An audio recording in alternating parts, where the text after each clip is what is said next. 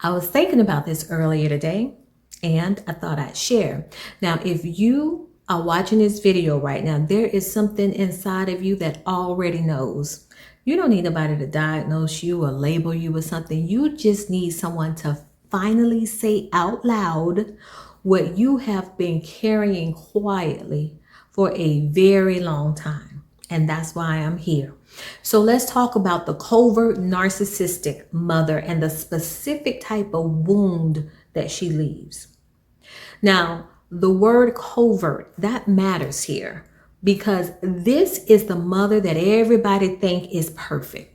She shows up, she's funny, she smiles, she talks so proudly about you in front of other people in public. And then she has earned this reputation of being a devoted, loving, protective mother. And everybody just believes it. Now, what happens behind closed doors tells a completely different story. The covert narcissistic mother operates through silent treatment, withdrawal, guilt, quiet control. She's not going to scream at you or sigh, or she's not going to hit you, but she's going to withhold. She's going to become a martyr to you. So when you start talking to her about it and trying to hold her accountable, she's going to create so much chaos and flip it back on you and say that you are the problem that's creating all of this, not her. That dynamic is not accidental. It is a pattern. And if you grew up inside of it, you know exactly what I am describing. Okay? One of the first places that this wound shows up is in your sense of self-worth and achievement, your accomplishments, everything that you worked for and built and you've accomplished, all of the things that you have become so proud of. You come home expecting to share that news or to call or to celebrate it, and it's diminished. She redirects the conversation every time. She brags about your cousins or she'll celebrate somebody else. She will save her warmest praise for people outside of you while you just sit there wondering, well, what did they do? I did more than that. Why can't I get a congratulations? The withholding she's doing is on purpose because your greatness has created something in her that makes her feel uncomfortable and she can't manage that feeling. So what she does is she redirects the praise so that she can keep you reaching for some. I want you to know that your achievements was never the problem. Your worth was never a problem. She just simply lacked the capacity to celebrate you because your light reflects something in her that she refuses to face. Now, there were the other moments that we need to talk about. Let's talk about the ones that kept you going back to her because she will show up warm and she will say the right things and she held you in a way that made you feel like, well, maybe you misremembered, or maybe it was not as difficult as you thought. Maybe she was just really capable of being the mother that you've always needed and you were just being too hard on her. Now, those moments are going to look different for everyone that is watching this video. Different experiences. Now, for some, they came in childhood. Other people, it happened in their adult years, Some happened publicly and then just evaporated the moment that you were alone again. I know what that's like firsthand. Now, those moments were real. They were real. They were real enough just to keep you hoping. It was like breadcrumbing you. And a covert narcissistic mother understands exactly how to deliver just enough warmth to you to keep you in a cycle. Just enough presence to keep you questioning your own experience, and just enough love to make you feel like the irrational choice. Healing begins the moment you recognize that pattern that I just shared with you, and then you decide that your peace carries more weight than the next moment of warmth that she might offer you. Okay? Now, for many of you watching this, you were not just her child. You were her scapegoat. You were the one who carried the blame, the one who could just never get things right in her eyes. or you were labeled too difficult, or she labeled you of something and it just stings, it hurt. Maybe she said you were just too much. But I need you to hear this clearly.